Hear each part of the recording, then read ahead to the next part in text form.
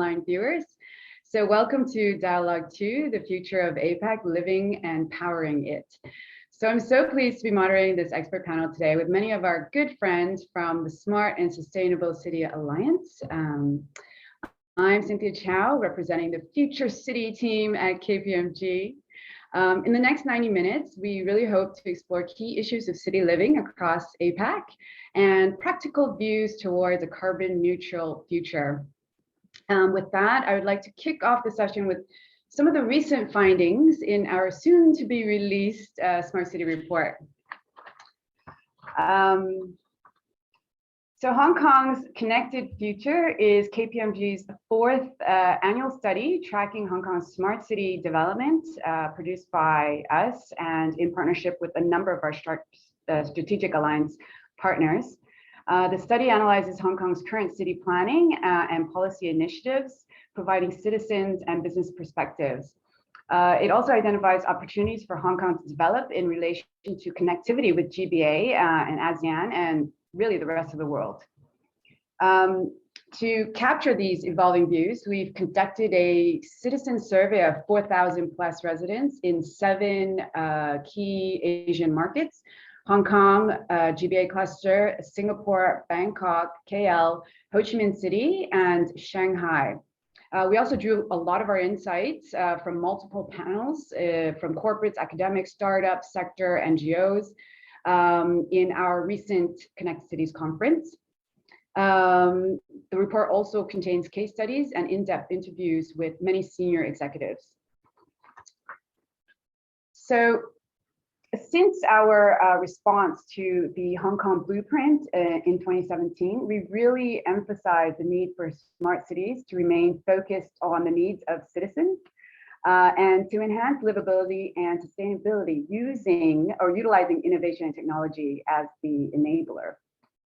So many major global trends we see on this diagram that we have there, such as climate change, resource scarcity, economic interconnectivity, technology disruption, and aging populations affect city developments all around the world, right? So whilst every city also have their own internal factors that affect some public policy, for Hong Kong in particular, these would include land use and urban redevelopment, resource and waste management, income inequality, and upskilling the workforce.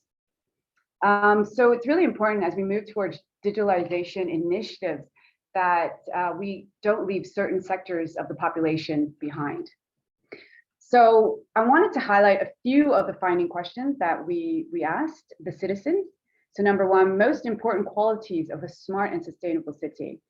So as you can see here, on top of the mind was livability, amenity, and safety being top priorities for citizens across those 7 key markets. So next, we also asked them most pressing challenges for urban residents. So yes, so they were allowed to choose top 3 challenges. So you can see here, traffic congestion, environmental quality, and healthcare. Right, and another question, most important societal needs to be addressed in cities. And they again were allowed to choose 3. So that was access to affordable healthcare, access to affordable housing, poverty, and the economic inequality. So particularly in Hong Kong, people facing poverty was sharply rose last year, 1.6 million. I think that was the facts or numbers going out there. And basically that's the highest it's been since 2013. The wealth gap is one of the highest compared to many other developed cities. So I'd love to explore this a little bit with the rest of the panel a little bit later on in terms of solutions or things that we can talk about in terms of the built environment. Next question we have here, key environmental sustainable focus areas for cities. Again, they were allowed to choose 3. Top of mind, waste reduction, reducing industrial air pollution, water pollution, improving public transportation, and reducing number of private vehicles on the road. It's interesting here because on a corporate level, obviously, biggest impact for carbon emissions is the built environment, which we're going to talk about repurposing underused buildings, land, mobility, and transport. but I guess we got to appreciate this is a citizen view. So I guess the most tangible things for them are the top 3 that we have listed here.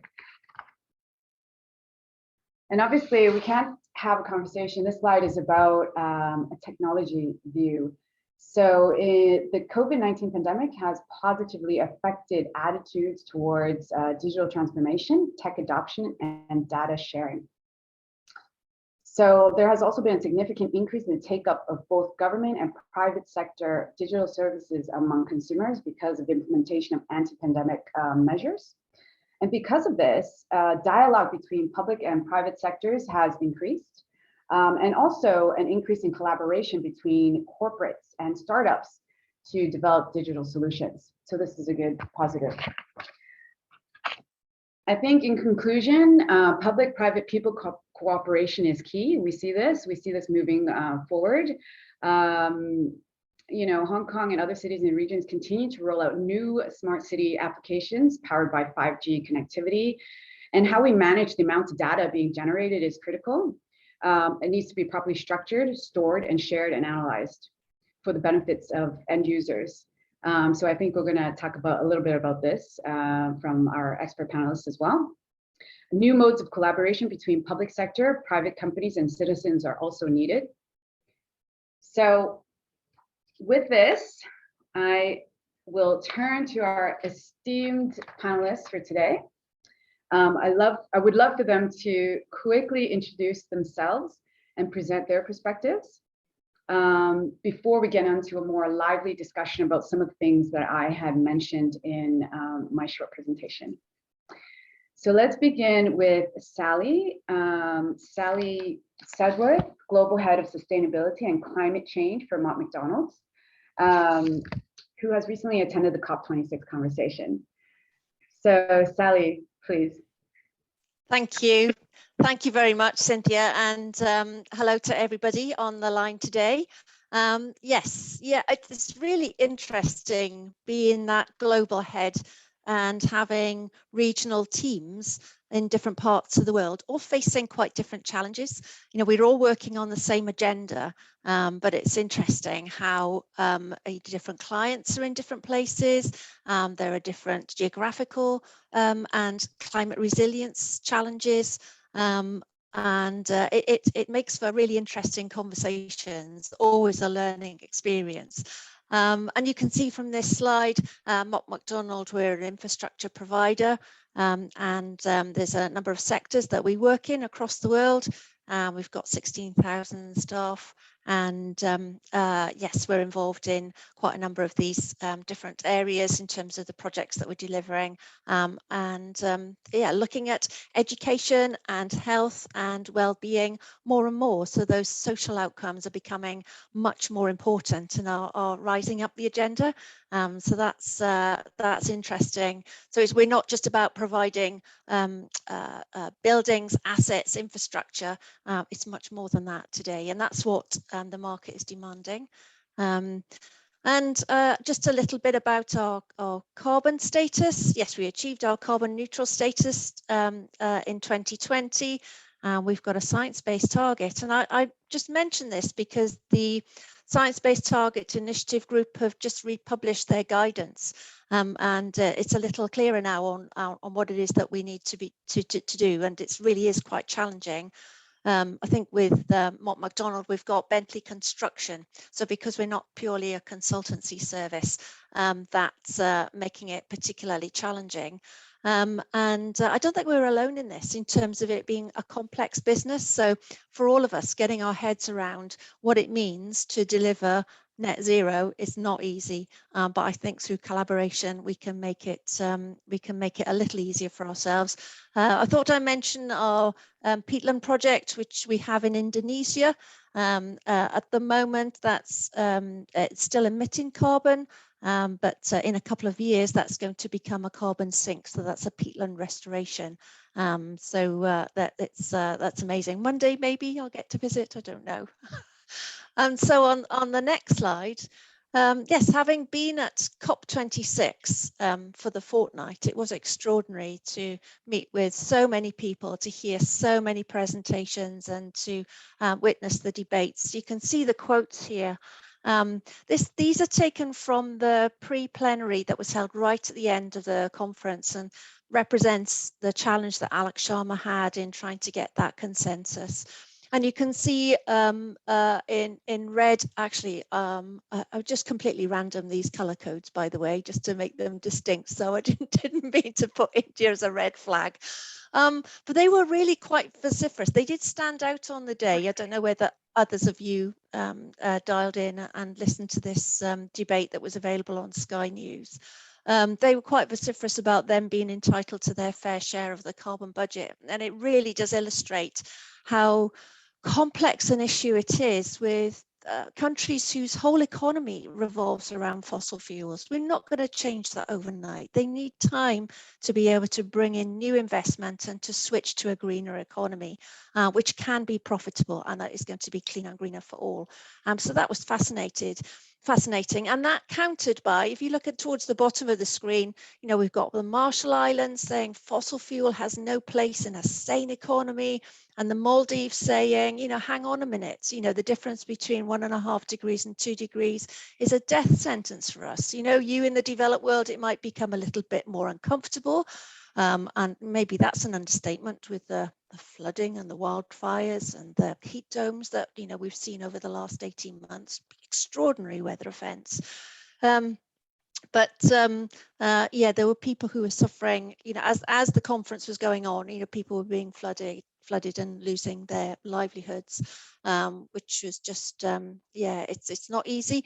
The first pass at the NDCs, the nationally declared commitments, was 2.4, if you recall from the media, and then they went back to the drawing board and whittled it down to 1.8, still too high. But I love this, in purple towards the left of the screen, you can see that quote from John Kerry, the from the States, the Secretary General, saying, Paris, I really like this. I like sort of metaphors. I like sort of, you know, pictures, being an engineer. Paris, the Paris Agreement built the arena. The Glasgow COP26 started the race. And then that Glasgow Agreement, you know, the last day of COP, you know, that was when the firing gun was started. And I quite like that, you know, we've got a long way to go. But by working together, we can make it work. And I really like that, Cynthia, you mentioned, you know, with your presentation, that collaboration is really key, and that public and private cooperation is really key. And just last week, I chaired a panel at the London Build. So in London, so this wasn't the policymakers, this was, you know, the financiers, the engineers, the infrastructure providers, you know, all of the doers were there, and they were all completely signed up. They, you know, they had their net zero targets. They were up for partnering, cooperating, collaborating. And I think, you know, we're starting to see that with different cities around the world, that's the way to go. Yeah, in terms of you know, the number of firsts, you know, we had extraordinary agreements coming.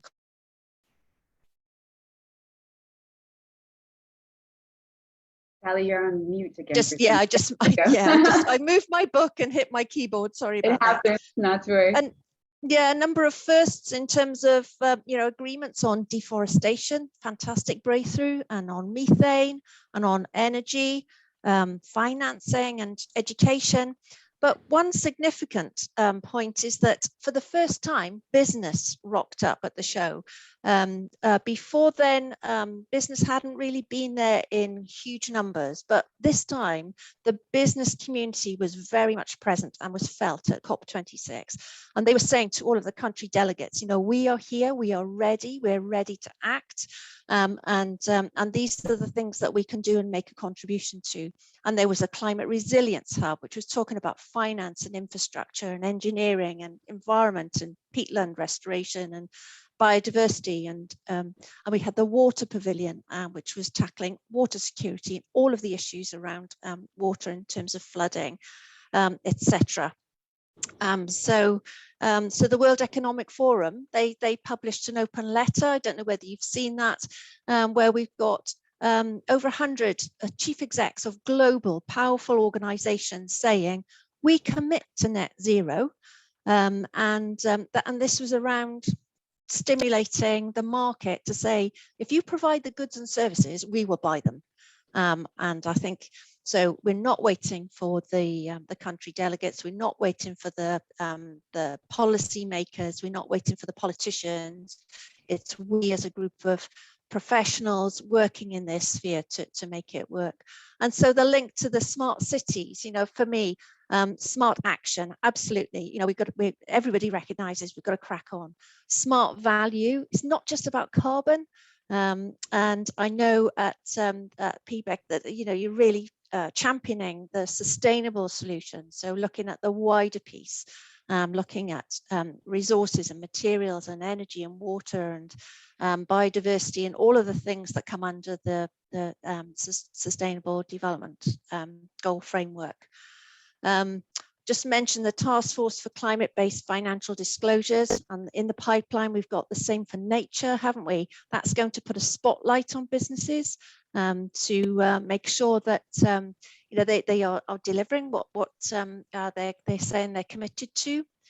Underpinning all of this is smart data. If we're going to make informed decisions, we need to be able to do that and to have the tools and processes. And there are more and more great tools that are coming onto the market that are allowing us to work in that way. And then the smart cities, we've got extraordinary opportunity to have that nexus that we consider, you know, where we can bring together energy and transport and buildings, you know, all of the sectors, and looking at biophilic designs, for example, and recognizing all of the benefits of that. And another great example is, you know, heat exchange mechanisms, identifying where we've got that free source of heat, capturing it and then putting it to good use. And it's we as engineers and planners and working in that city environment, we can facilitate all of that, which is so exciting. I'm really hopeful. Some people aren't so encouraged by COP26. Maybe I am a bit of an optimist, but yeah, I heard and saw so much that was really encouraging, but it's for us to do, it's for us to act on that. So back to you, Cynthia. Thank you.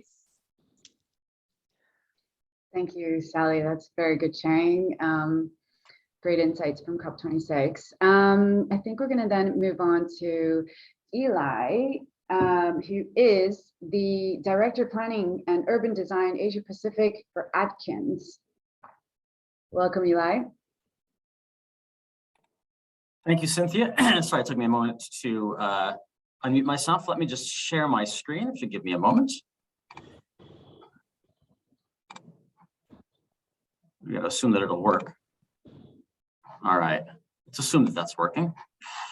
Working. Great.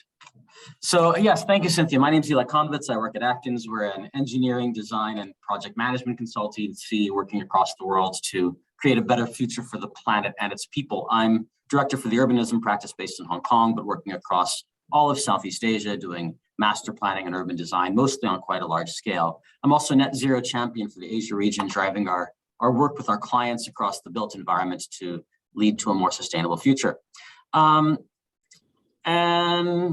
if this is, there we go, fabulous. I'd like to start by underlining the importance of Asia and of cities in particular in Asia. This is a densely populated and very much an urbanizing part of the world, which is widely known. But that blanket statement masks a very varied story. We have places like Hong Kong, where I live, as well as Shanghai and Singapore, which you see on the screen, Tokyo and Seoul, which are glittering developed cities. Then we have cities across the continent which are developing or quite simply still what you would call poor. And it's hard to read across an entire continent with massive disparities of culture, income, development, education, etc. But there are a few processes which do seem to be common, at least to my eyes at the moment. Beyond continued mass urbanization and waves of redevelopment across Asian cities, a few things I've been seeing lately are particularly investment into transport. This is a good thing. On the upper left-hand side of the screen, you see Hanoi's new metro, which has taken a long time to bring to fruition. Moving across, integration with land use and transport, which is what Hong Kong is really, really good at, and leads to our world-beating 80% public transport mode share figure, which means also very low carbon emissions from transport for Hong Kong citizens.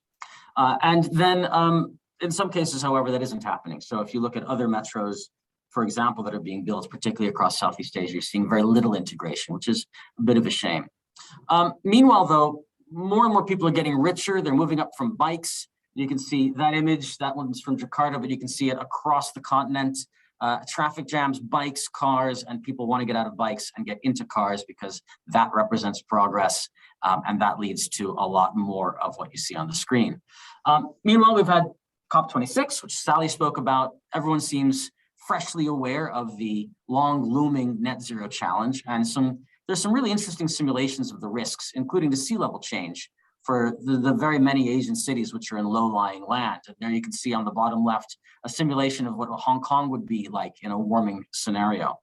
But there's also, interestingly, I think, a lack of change post-COVID compared to other parts of the world. So with people surging across Asia back to the office when allowed, whereas in North America and in Europe, that's not actually happening. And we're seeing some changes as you see there in New York City, where streets are actually closed to cars and open for pedestrians. Whether that'll last is another question. But we're not seeing that kind of change in Asia. And with all of this, I'm seeing quite a lot, I'm afraid to say, of greenwashing. What you see there on the screen is a plastic green wall, which seems rather ridiculous, but it's just a symbol of what I'm seeing happening across the region with major challenges. We have major challenges in everything from energy mix to building retrofit to embodied carbon for new buildings and infrastructure. Although to finish, I suppose, on a positive note, I think we'll hopefully hear some positive news from Andrew and Stephen and Brandon as to how they're contributing to the solutions. And a lot of people seem to be saying that smart cities are the answer. And that's where I'd like to kick off and delve into that idea of what is a smart city, because a lot of people aren't really sure what a smart city is. So here's what you find if you do a Google image search for a smart city. And I'm pleased to inform you that in smart cities, it's always evening. There are lots of dark blue skies. They've got futuristic lines drawn on them, and there is Wi-Fi absolutely everywhere. That's great. So when you get away from the slightly silly image search, you'll see there are lots of definitions of smart cities, and they mostly, but not all, have an emphasis on technology. This idea has been sold as a bit of a silver bullet by the companies that are selling solutions. Just spend lots of money on our product or our services, and we'll fix all your problems. And you just saw Cynthia's summary of the latest KPMG research, which showed that the most important qualities of a smart and sustainable city were things, just going back to our slides, things like public realm design, green space, environment, healthcare, housing, inequality. All of those are delivered certainly in meat space, not in digital space. So I find myself asking if technology, if digital is really the fix. So I thought maybe we could look for a minute at cities and technologies.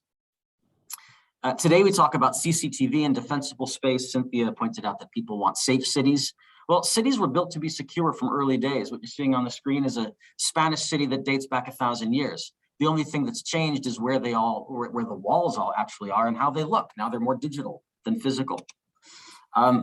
Ideas of an ideal or a perfect city or a place throughout history. Thomas More published Utopia 500 years ago, 600 years ago. So remember, the origin of the word utopia is as much no place as it is the perfect place, but it's an idea that has stuck with us. And then, today more than ever, we understand germ theory and the importance of sanitation. But it wasn't until 1845 when John Snow figured out that a cholera outbreak in London came from a well. Was this the first smart city example where solutions were driven by data? You can argue, in fact, that the first city planners were public health officials. Cities were also 12-hour places for many, many years. The night was only for the underworld. You did not want to be out at night. Then we had gaslight, and I think it was 1819 in London. Then electrification changed that, extended the day. Here you see Paris, the late 1800s, changed our culture, right? It made us a 24-hour world, not a 12-hour world. Then moving into the last century, a new age of city planning around 1900 with the idea of a garden city by Ebenezer Howard in the UK. which integrated green development and urban agriculture and transport and transit-oriented development, things that we're talking about still 100 odd years later and mostly not managing to implement. Not much later, people like Le Corbusier were envisioning ways to redesign Paris. Modernism later in the 20th century did have a bit of a different view from Ebenezer Howard, but still the same objective of sanitary development and bringing people out of slums, because that's what was actually behind all of these ideas. It was about taking people out of densely populated inner city slums and finding new ways to house them in ways that were healthy and more just generally better. But meanwhile, then the car came along. Hooray, auto companies bought and closed public transport in the United States. They got government support for highways, and we ended up with suburban development on cheap land after World War II, which embedded particular urbanization patterns. So what have we learned from this very quick jaunt through a selective history? Over the centuries, people have applied technologies in cities to make them safer, to light them, to move through them, to make them cleaner and greener and healthier. And in recent decades, over the course of my professional lifetime, we've seen a sort of a buzzword bingo in the planning community as people have tried to figure out what we do to achieve better outcomes for cities. So I've lived in my own personal professional life through sustainable cities and resilient cities and green cities and healthy cities, now smart and net zero. Have we reached enlightenment? And I'm actually not quite sure. So if we come back to the original question, are smart cities the answer? I'd argue there's not much here that's new. The objective has to be about the triple bottom line of sustainable development, particularly here in Asia. The risk, I think, is in thinking that technological fairy dust will fix these incredibly complex and difficult problems that we're trying to tackle in both our existing cities as well as new developments. And a few basic questions that I'd like to ask about how we approach smart cities. Not to be solution or process-based, but oriented towards an outcome and for citizens rather than government, using as an opportunity to increase transparency and engagement across society. That's first, and Cynthia kind of mentioned that earlier. The other thing she mentioned is the dialogue between citizens and companies as digital services are normalized. That means that the trend towards complete collection and analysis of all data shifts power from the individual citizen or consumer towards the company and towards the government, which is making a lot of people quite, in the West particularly, quite hesitant about the power, for example, that Facebook now holds, or Meta, if we want to call it that. But in any case, these companies or government now know more about you than you know about yourself. And governments are being sold smart city solutions on the basis that citizens are objects to be managed and not consumers of this public services. To which I would suggest that we remember that there are lies, damn lies, and statistics. If you pick the right data or information, you can justify what you set out to justify. So yes, let's use technology, sure, but let's wrap it as appropriate in with all the other elements of a plan to develop or manage the complex thing that is a city. We prefer to use, in Atkins, the term intelligent rather than smart, to de-emphasize the dependency on technology, instead using tech and big data to understand phenomena and plan for them, but not pretend that we're going to control things through them. And just wrapping up in a moment here, doing that means seeing the city as a complex system of systems. And it was really nice to see Sally call that out on one of her slides. I noticed she mentioned it.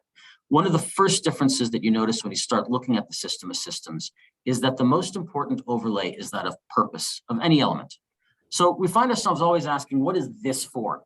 What's, for example, a new urban railway for? Is it for moving people and goods? Is it for providing employment or reducing congestion and pollution, making the city nicer to live in, reducing inequality? Is it simply a good place for ROI for one's shareholders? And the answer is usually that it's all of those things to different stakeholders within the various subsystems. So perspective and depth, as shown in nested world models, is vital to a system of systems approach. So in summary, coming back to that idea of a perfect city, if we're going to make Asian cities truly smart and able to address the challenges of the next few decades, we have to see the much lauded digitization of services and information in context with the work that we're going to have to do across so many fields, with enabling governance, political environments, integrated working straight from the outset, long-term thinking, a focus on desired outcomes, and lastly, embracing complexity rather than trying to tame it. On that note, thank you very much. I'll stop there. Thank you, Eli. Love your storytelling style and giving us that nice smart city history. I think this is great because it segued nicely to our next panelist, Andrew Green from JLL. Hello, thank you, Cynthia. Hopefully you can hear me well. Yes. So yes, as you rightly say, I represent JLL today. I'm actually the Senior Director for Integrated Digital Solutions for the APAC region. And in my role, I touch many, if not all, the parts of what make up JLL as a company. Next slide, please.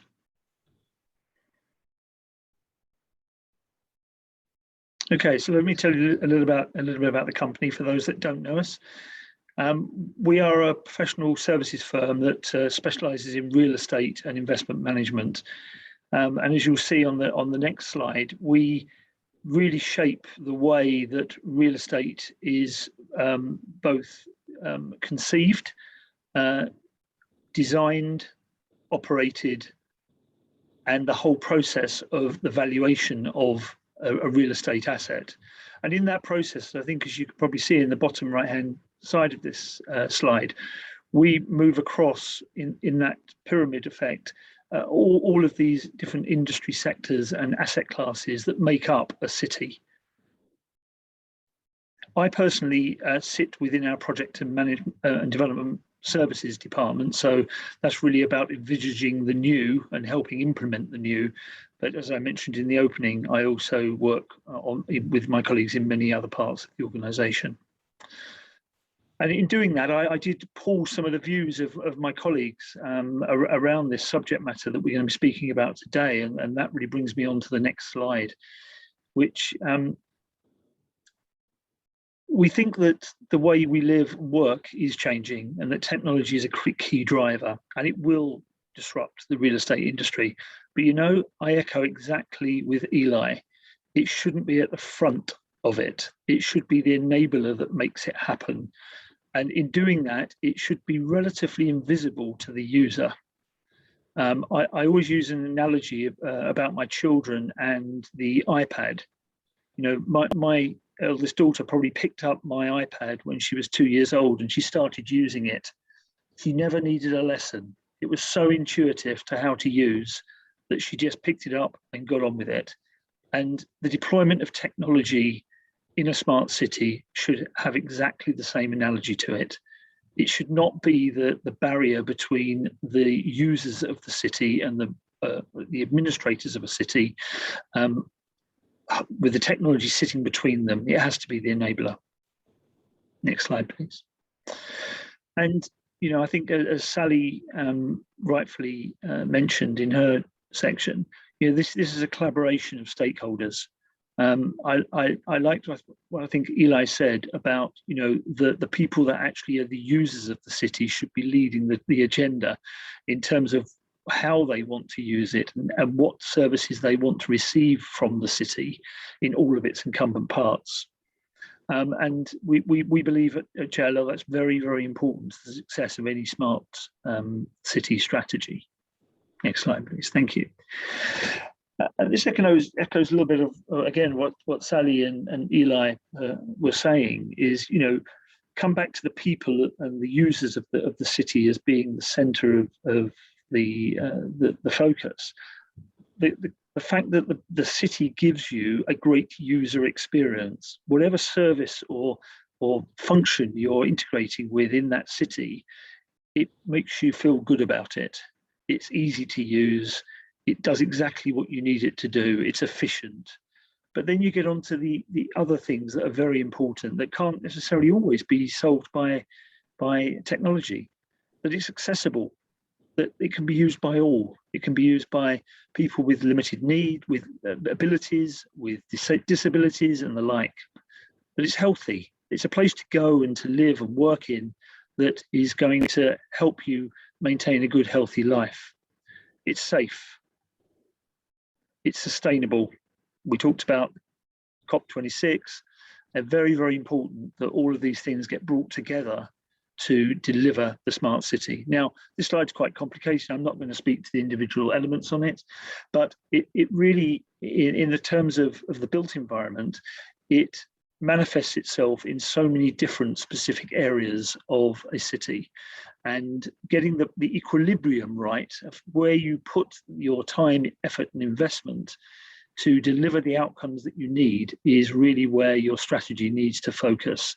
Once you've got that strategy right and you have all of your stakeholders involved and committed to the outcomes, then you can start looking at the how will you do it? And then you move more into project-based type deliverable outcomes and move them into a managed solution. Next slide, please. So at this point, I'd just like to say thank you for listening to me, and we'll enjoy taking part in the Q&A session after these short presentations complete. Thank you, Andrew. That leads me to our next panelist, and we're going to move into our energy experts. We have Brandon Ng from Amped Energy. So welcome, Brandon. All right. Thank you very much for having me. I'm delighted to be here. My name is Brandon. I'm one of the founders of a company in Hong Kong called Amped Energy. We exist to create an emission-free future for construction, and we do that by electrifying construction industries. Well, around the world, hopefully. Today we exist in Hong Kong and Singapore, but we are scaling and growing. And so I'm talking about a very specific slice of smart cities, which is how we build those cities. And I think it's really important because we are building faster than we've ever been. According to the UN, we're going to be building 2.5 trillion square feet of new buildings over the next 40 years. So that's a new Paris every single week. So we're in a phase of hyper-urbanization. And if we don't figure out how we construct sustainably, we've got a massive issue. Next slide, please. The fact is, a lot of the construction industry today is powered by fossil fuels. Very often they're used in the form of generators and other forms of diesel equipment to operate and power up the entire construction site. And the problems with generators and diesel equipment are well known. They're noisy, they're polluting, they're carbon intensive, they require substantial amounts of operational involvement, they catch fire from time to time, and they are obviously very expensive to run because the amount of diesel which each of these machines consumes is pretty substantial.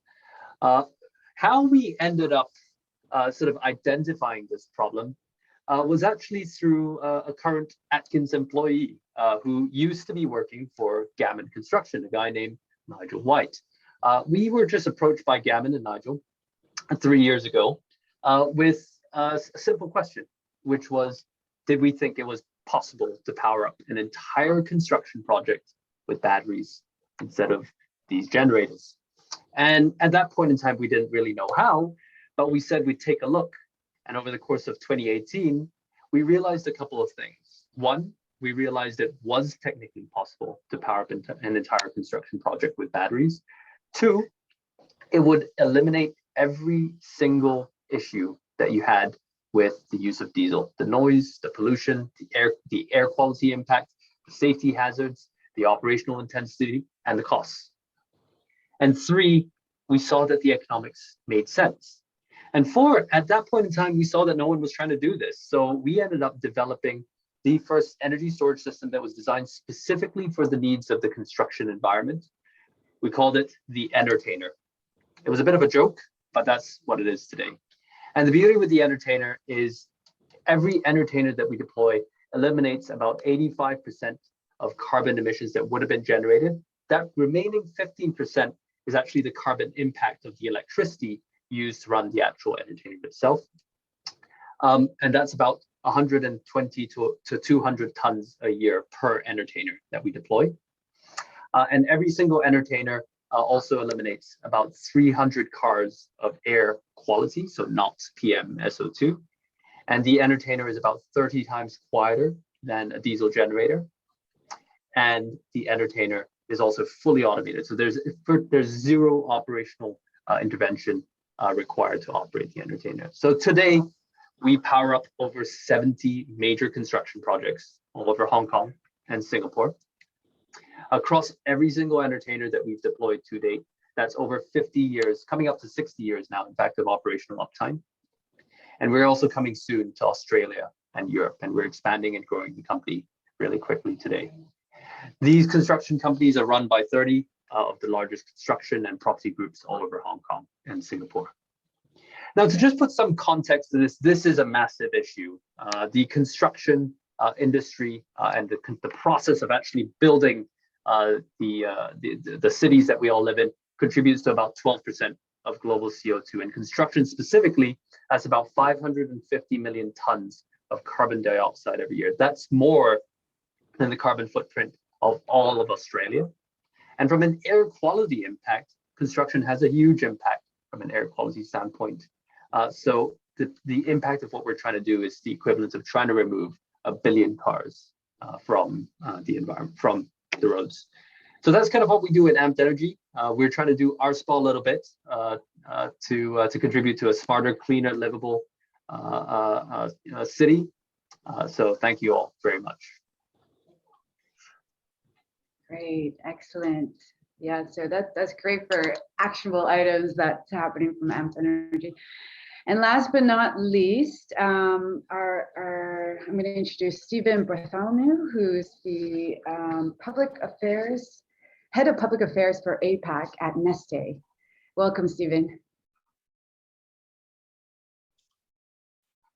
Thanks, Cynthia. I hope you guys can hear me well. And look, I'm going to talk about one aspect of, the topic of the future of living and powering these smart cities. And one aspect of this is how we move people from one place to the other within a country, but also how we move people from one place to the other within countries. A little bit of background to Neste, because I'm not sure very many of you know who we are. So Michael, if you can move to the next slide. So our purpose, and this is what really drives us as an organization, is around creating a healthier planet for our children. And that's something that's very easy to say. But if you look at Neste's transformation in itself, we've moved from being oil and gas company in 1948 to being the world's #1 producer of renewable diesel, sustainable aviation fuel, and more recently, renewable polymers and chemicals, which has placed us as the 4th most sustainable company in the world. And as we look at reducing our own carbon footprint, what we're doing with the products and solutions that we offer is to actually help our customers reduce their greenhouse gas emissions. And in 2020, we helped our customers reduce more than 10 million tons of GHG emissions, and we have a target of 20 million tons in 2030. If you move on to the next slide. And how we do this is by solutions we offer to 3 main markets. And a big aspect of smart cities is transportation. So when it comes to renewable road transportation, we've got a solution in that area, renewable aviation with our sustainable aviation fuel, and more recently with renewable polymers and chemicals. And listening to the other presentations, it was interesting, Cynthia, in your presentation as well, that certainly for residents in Hong Kong, transportation, things like traffic congestion, emissions from transportation was an important aspect. And I mean, obviously, I don't know whether your research touched on flying, but that's another contributor to emissions. And again, there are solutions in these areas. So if you move on to the next slide. I mean, one of the things that we spoke about is how Neste is helping or using waste and residue to produce these fuels. So, I mean, I think for Hong Kong residents, one of the problems was around waste reduction and recycling. And a lot of the products that we make, or most of our products, are made out of 10 different waste and residue raw materials. And this is a big aspect of what we do as well.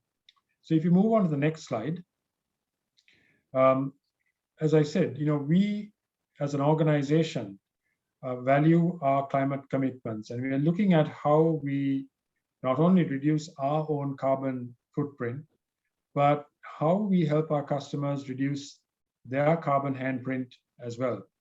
And why is this important? Now, a lot of my other presenters, there's a strong sense of optimism about, COP26, future cities, how we are going to build or power some of these future cities. But if you go on to the next slide, the reality is that while fossil fuels were called out in COP26 for the role that they play in or being one of the largest emitters, and I'm not surprised by that, considering that the global oil consumption is currently around 4,500 million tons of oil equivalent per annum. Now, if you go on to the next slide and we look at purely the transport sector and what the transport, or how much of that goes into transport, global oil demand for transport is nearly 2,700 million tons of oil equivalent. Now, if you look at in the next slide, how much of this is actually covered by electric cars? Because a lot of cities across Asia Pacific and the rest of the globe are talking about electric cars. And electric cars, if in 2020 we had about 10 million electric vehicles, and they displaced about a mere 6 million tons of oil equivalent. The business of renewable fuels, their contribution in 2020 displaced about 98 million tons of oil. So if you go on to the next slide, what does the future hold then? Well, looking at the analysis and data that is presented to us, in 2040, we'll have about 600 million electric vehicles, which will account for about 360 million tons of oil displacement.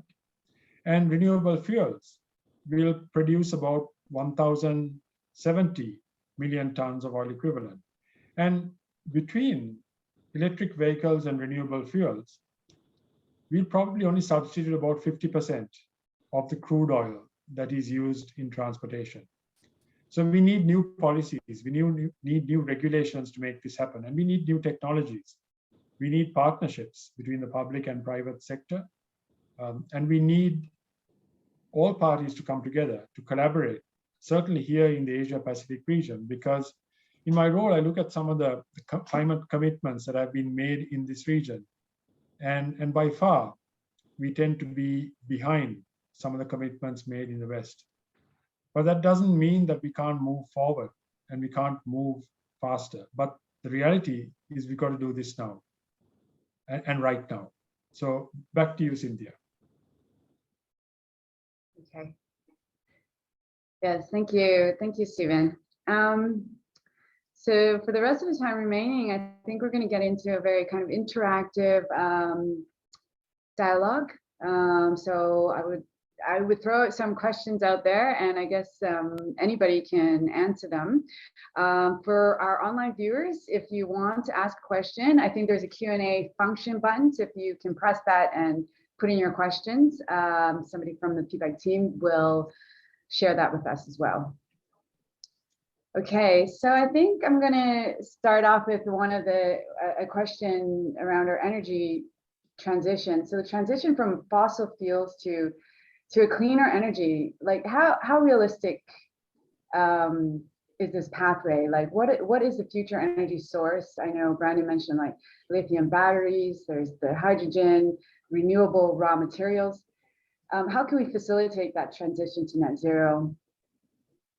And any major changes like adopting new technologies? So anybody can answer that, maybe Stephen. I wouldn't mind offering. Yeah. Sorry. I wouldn't mind offering one program of work that we're looking at Mott MacDonald is pump storage.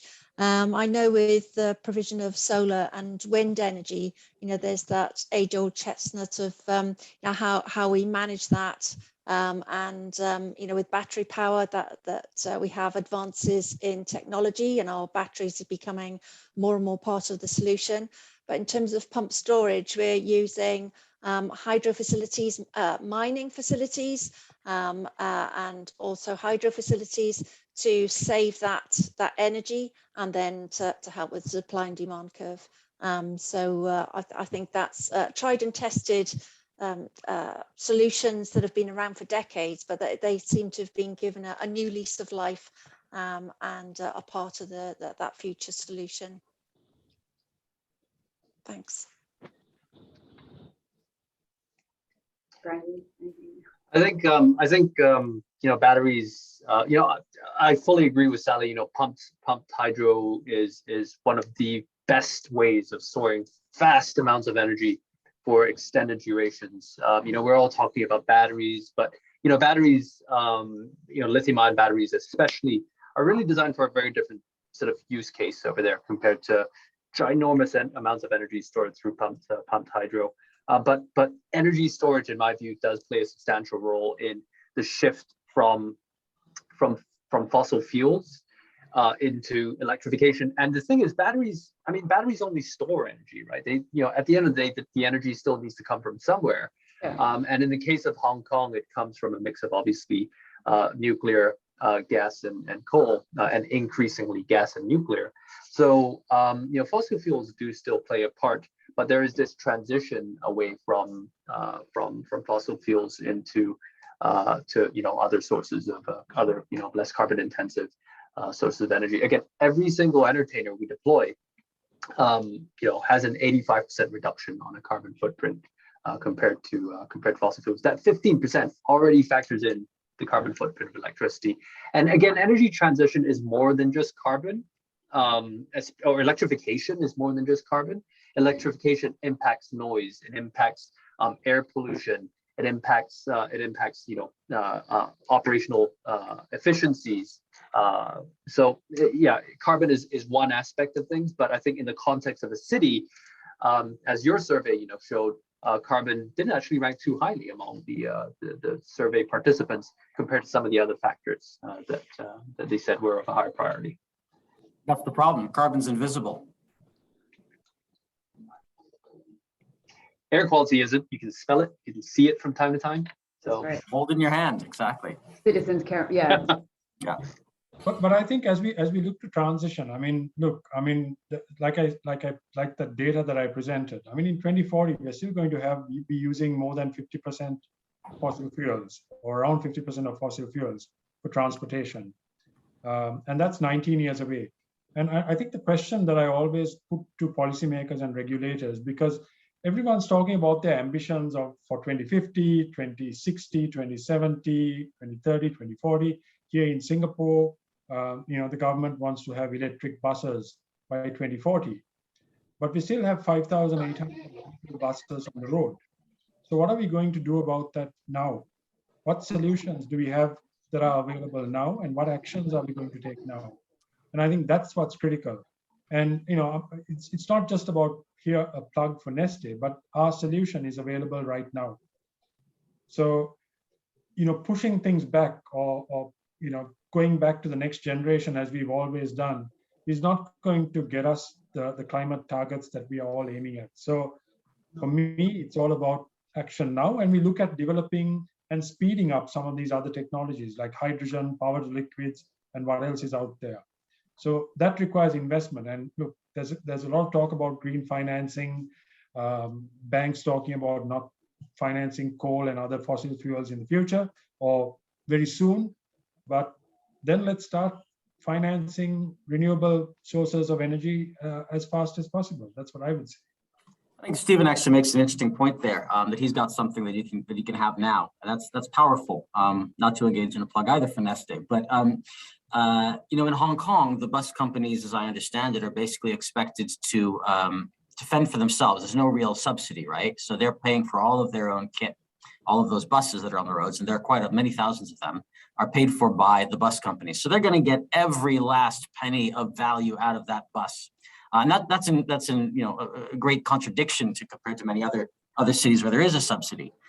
But if we're going to change those buses in Hong Kong to electric buses, the way they did up in Shanghai, in Shenzhen, then we're going to have to. It's not about the technology. You can have an electric bus. It's who's going to pay for it. Is somebody going to pay for it? How are we going to get all of these old ones off the road? Or are we going to, I don't know if you can retrofit them. I'm guessing you can't, although obviously the embodied carbon in the bus bodies is also something to think about. It gets complicated, but I think we all seem to come back to policy and strategy and political vision as being the basics without which you can't get anything done. And that has to happen, at a small level. So for example, for a Gammon, an individual company that has an idea and wants to do something, and at city and government level. Okay. Just to add on to that point of Stephen and Eli, I think you have to look at the whole life cycle of whatever the solution is. It's not just about the implementation of the bus. It's about how is it made? Where are those raw materials coming from? How is it being delivered to Hong Kong? And at the end of its usable life, how are we disposing of it and removing those products and the like out of the city? And so it's not just the solution; it's the whole life cycle.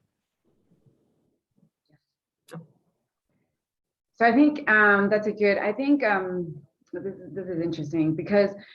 So for example, I'm going to go back to Brandon now. So construction is an industry that has a reputation for lacking kind of innovation, right? So how did you guys make traction here or make progress here? And what were some of the steps that you can share on your successes?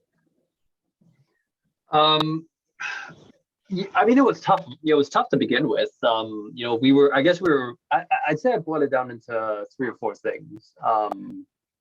I think the first was we landed with Gammon Construction kind of serendipitously, and Gammon is kind of seen as, subsidiary of Balfour Beatty, subsidiary of Jardine Matisse, and it's seen as a premier construction company.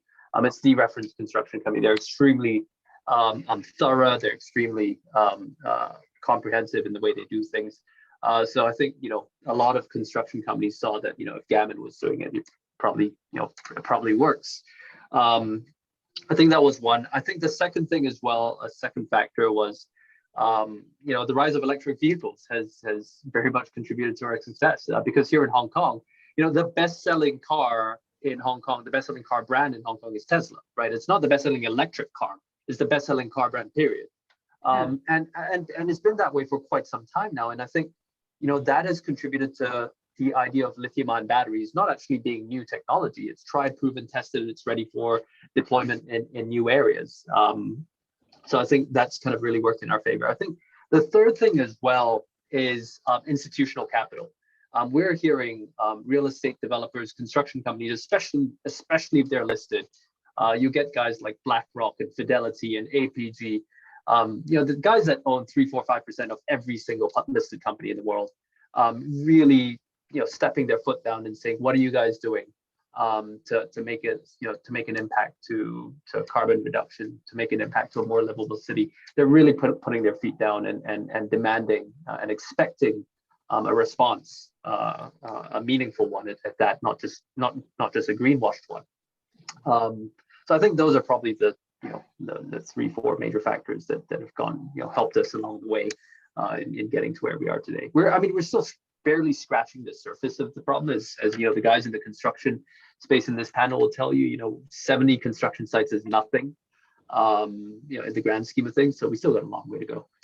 The challenge is the trickle down, isn't it? I mean, you're working with Gammon. They're working on major projects for the likes of those global institutional investors who are they have made commitments and they're making more commitments, which is the problem. The challenge is, as you say, it's the tip of the iceberg. There for every one of them who's these are folks who invest in, they'll invest in Shanghai, Hong Kong, Seoul, Singapore, Sydney, grade A CBD locations, if it's a grade B CBD location, if it's CBD2, not interested. If it's outside one of those 5 or 6, maybe maximum 8 or 10 locations in Asia, not interested, too risky.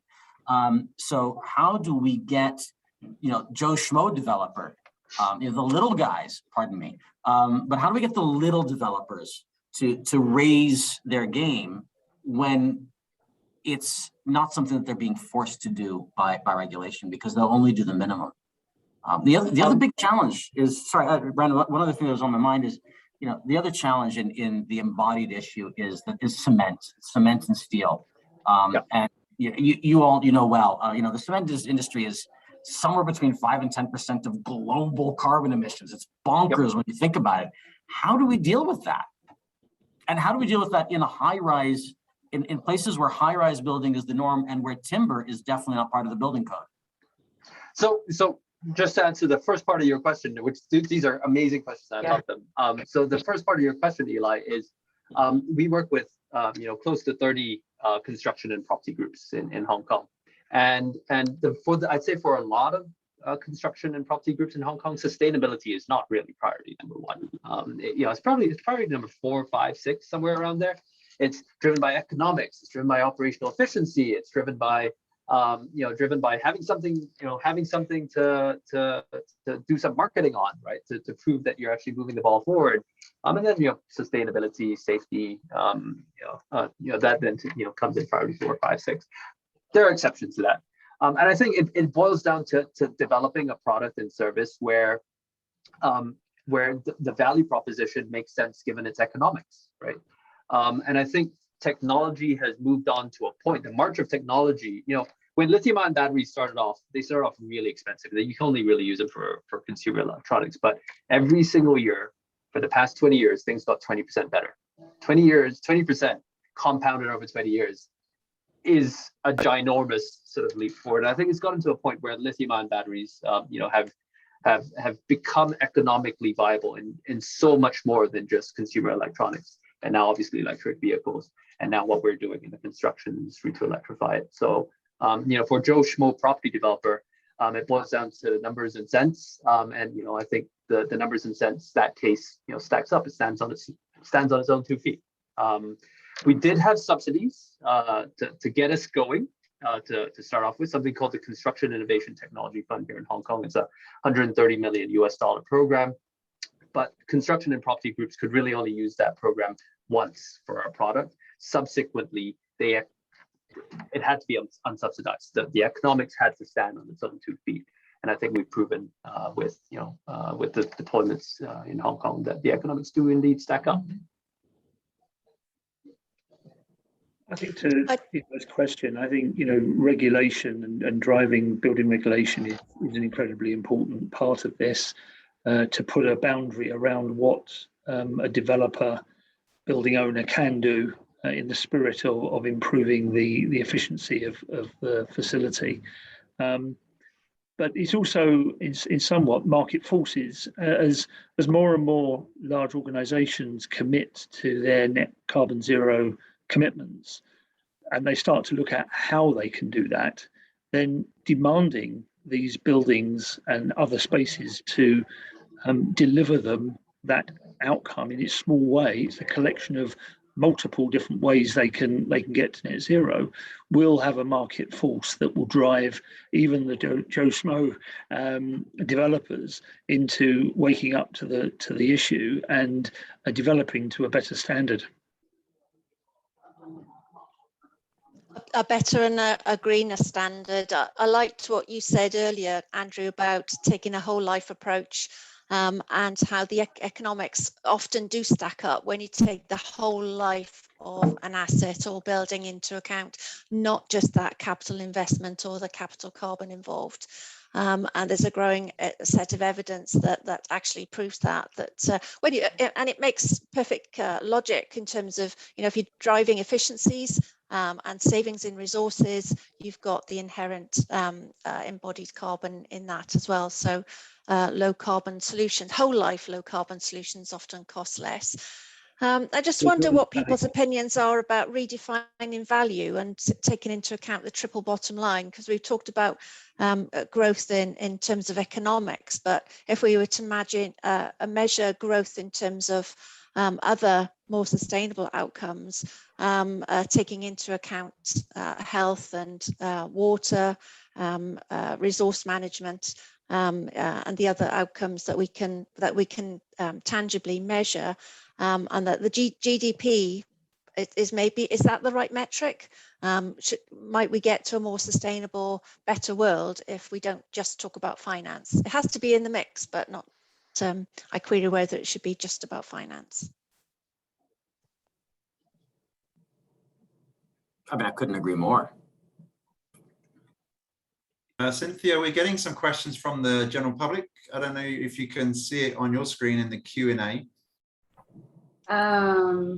Okay. There's a question from Julian and there's a question from Robert.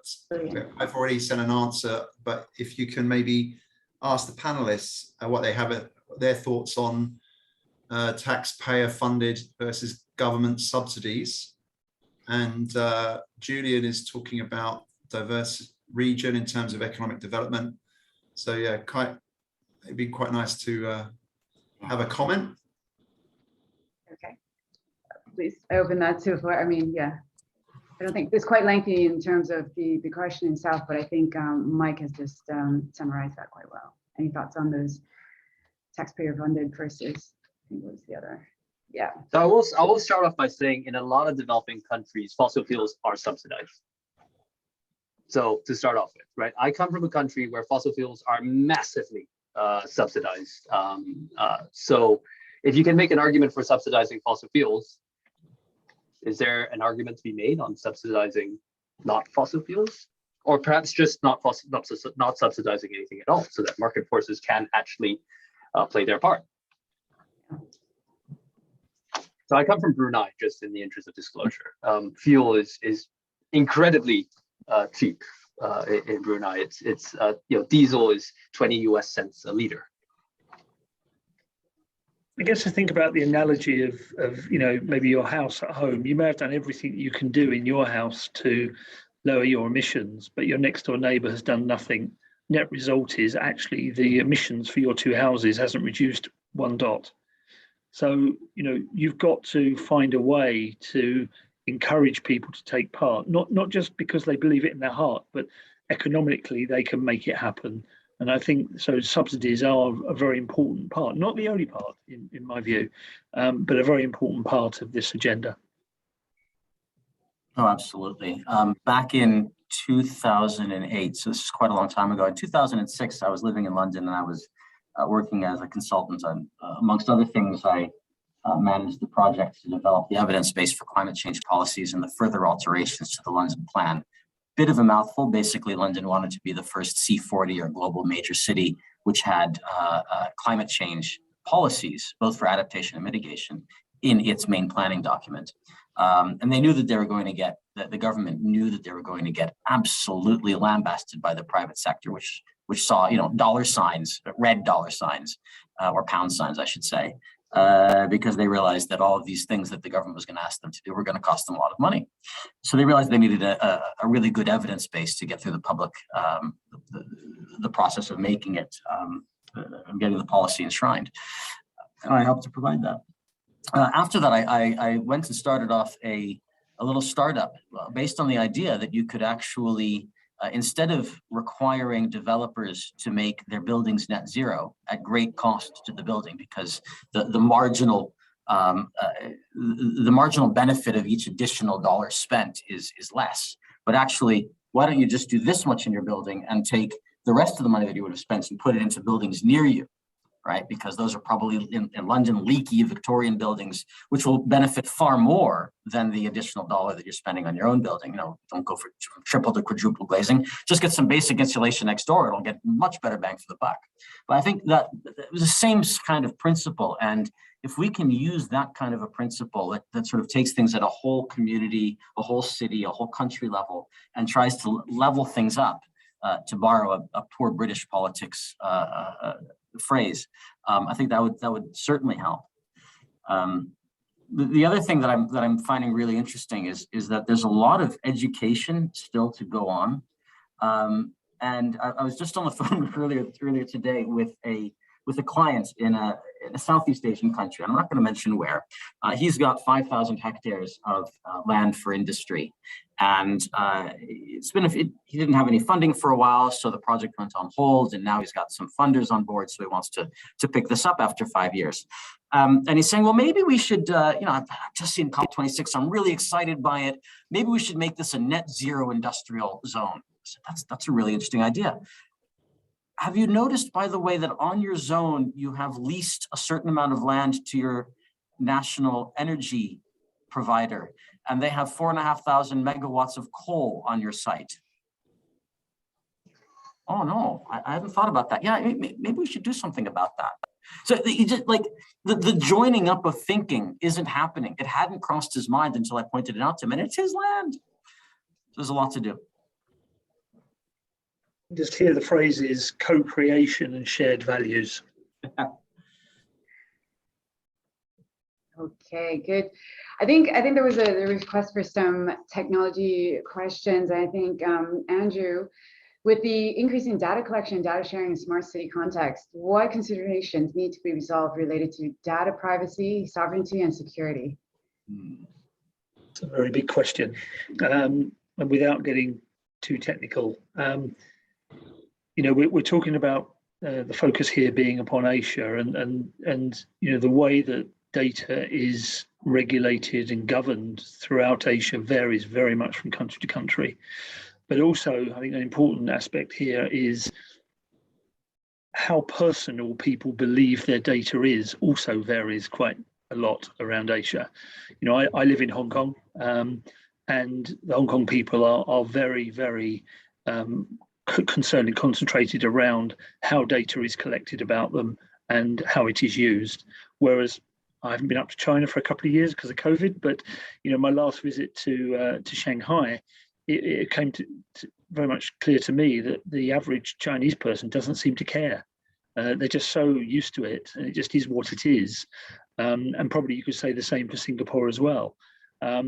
So I think transparency has to be the most important thing, is that as the government builds regulatory environment, and let's be honest, every government in the world is playing catch up on this thing, it has to be transparent about why it's putting in that regulation, and why it feels that certain data needs to remain in country, and how data can be used. The recent regulation in China is a good case in point.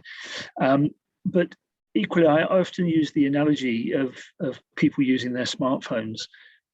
Most people who have a smartphone seem to be completely comfortable with turning on location services, because they understand the benefit of being able to, search online on something, like a mapping service, and literally find out how to get from A to B.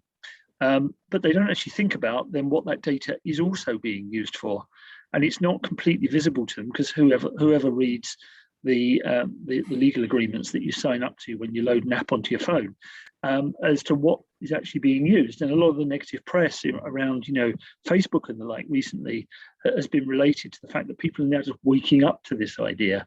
They're suddenly realizing that their data that they hold personal to them is now being used for a completely unrelated activity in the world that they never realized they were taking part in.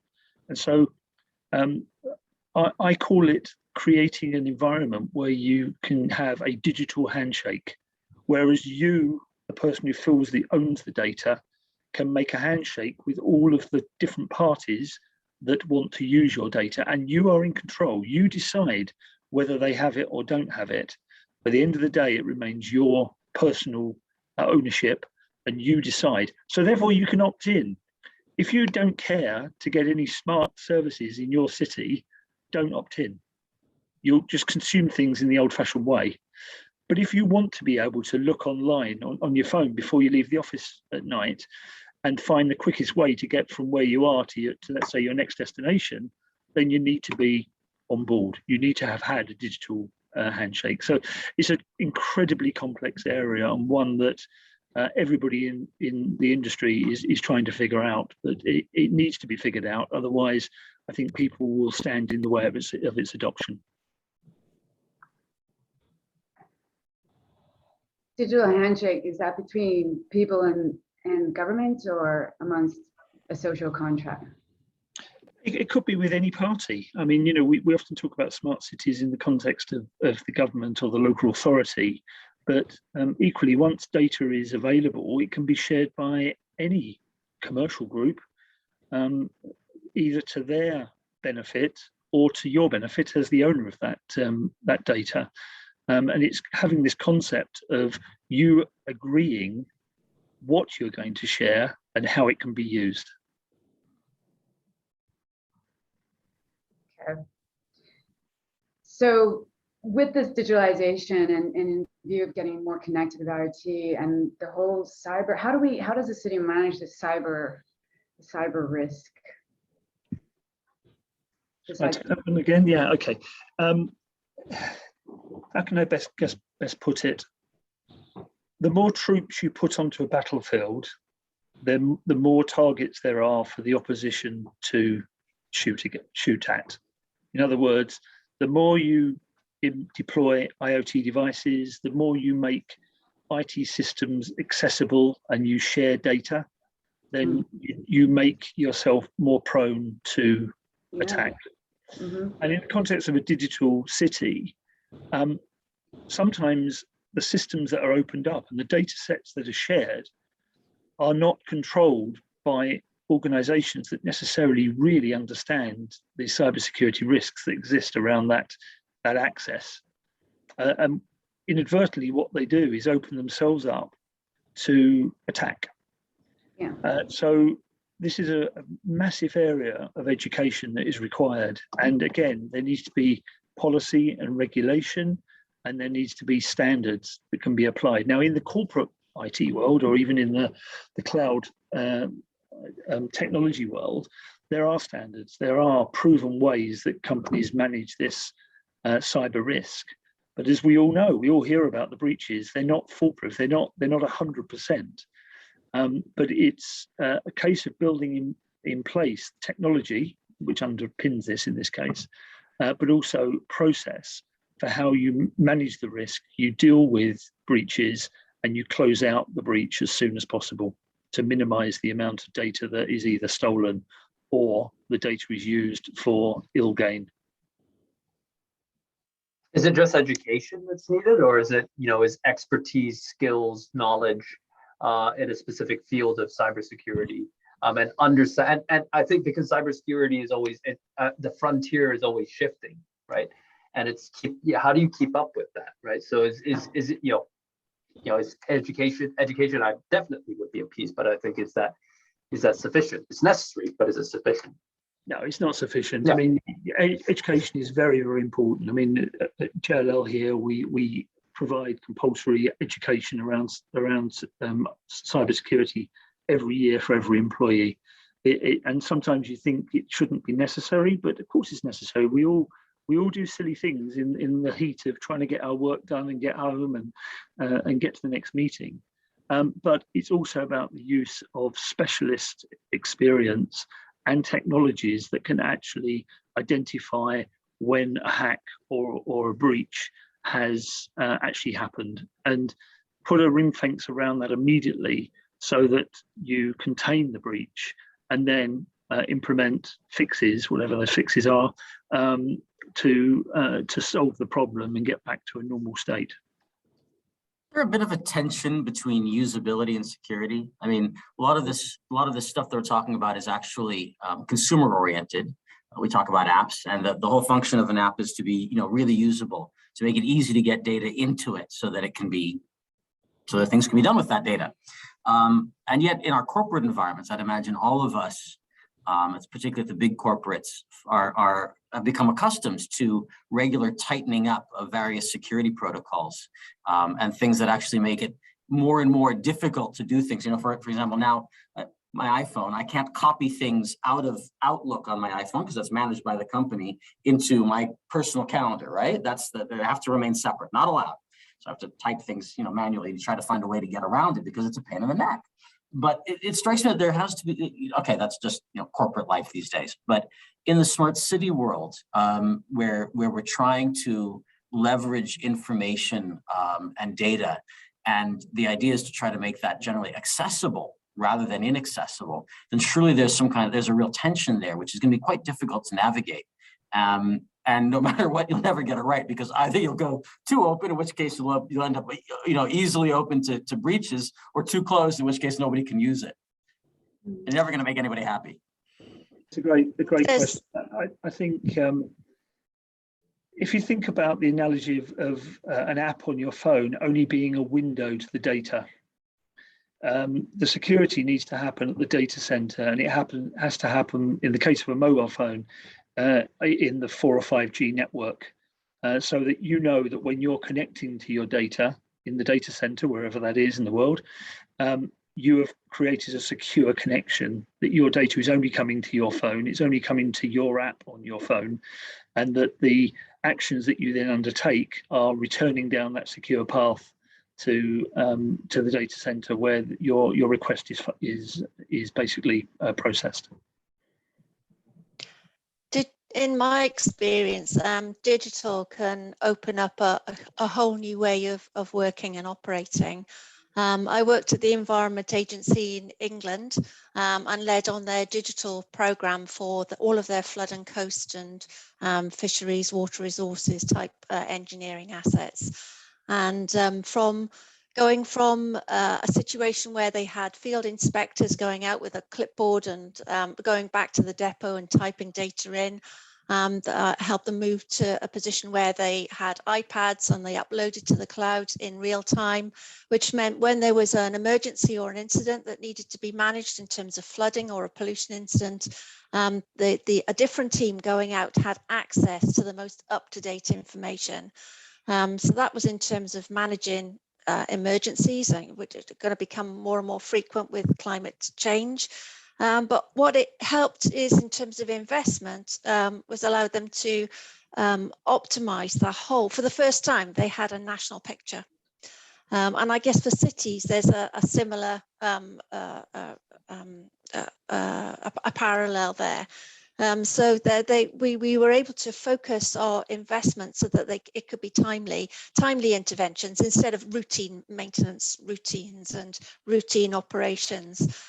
So it just opened up this whole new world of operating and unlocking different efficiencies. And I see how that model can be easily replicated with cities, as long as we can be joined up. And I think that's the challenge which we talked about at the start, isn't it, in terms of collaborating and working together. Are we in a position to share data across sectors? Good. Yes, thank you for that. I think we have about 5 minutes left on our time, but I want to ask something, that I talked about in my earlier presentation. So we're talking about future of living, how to deal with social inclusivity, the poverty divide, and the aging population. So what are the priorities here, like challenges and opportunities to enable all members of the community to benefit, including the youth as well? Yeah. I open that to anybody, maybe Sally, if you'd like to take that first.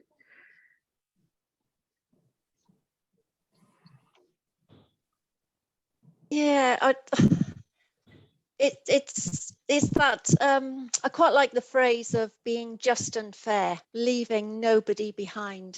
That was a theme leading up to COP26 and very much part of the discussions, recognizing that it's not a level playing field. How do we identify those communities who are in danger of being left behind? And I think part of this is about making things easy, making things attractive, so people jump onto the new technology because they love it, because it makes a difference in their lives.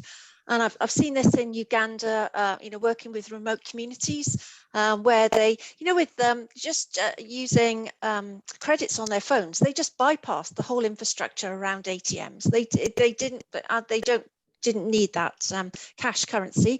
They've gone straight to using mobile phones, and have worked with a number of women in remote communities where they've have smart solar panels on a grass roof, where they've got a mud thatch roof and a smart panel, but with no hot and cold running water. But they've adopted that because it's been easy and it's made sense to them.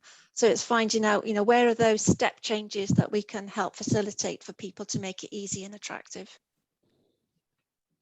I think in my view, it's entrepreneurship. Entrepreneurship is one massive, and I think Sally, you were alluding to that a little bit, which is, entrepreneurship has lifted have lifted billions, right, through all of history, and entrepreneurship is I guess it's almost a great equalizer, right? Which is, if you have a great idea that makes a difference, and someone's willing to pay you for it, that's one way of making a living. I think a lot of I think it creates a lot of opportunities that exist in far-flung parts of the world that aren't Hong Kong, Singapore, and Tokyo. One clear example, again, that Sally I guess was alluding to. Another one that I know is a company in the UK called Bebox. That was founded by a couple of university mates of mine. They've electrified through rural solar plus energy storage, a distributed sort of decentralized electrical system. They've electrified millions of households across different parts of sub-Saharan Africa. So I think, in terms of inclusivity, in terms of incorporating, it's the combination of entrepreneurship and a little bit of technology to solve problems that weren't previously addressable by existing means.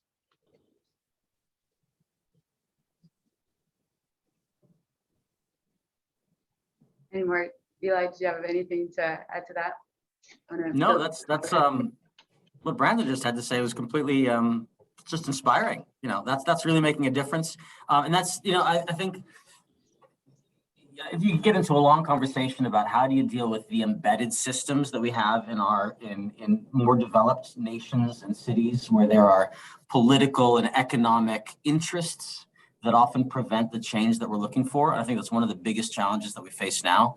And that's why I often rail against sort of just technology. It's that we've got to unpick a much more complex system.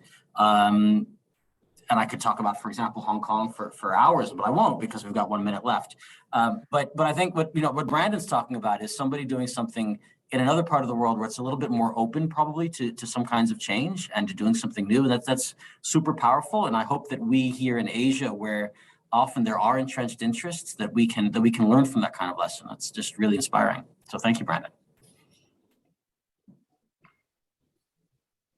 Oh, okay. So thank you all. I think we are out of time now. I just wanted to say that, whilst the bad news is we still got a long way to go, but the good news is I think the pandemic has helped us in terms of pushing us towards dialogue between public and private. I had mentioned earlier in our survey that there's more dialogue between public and private sector, as well as corporates and startups who are willing to work together to create solutions.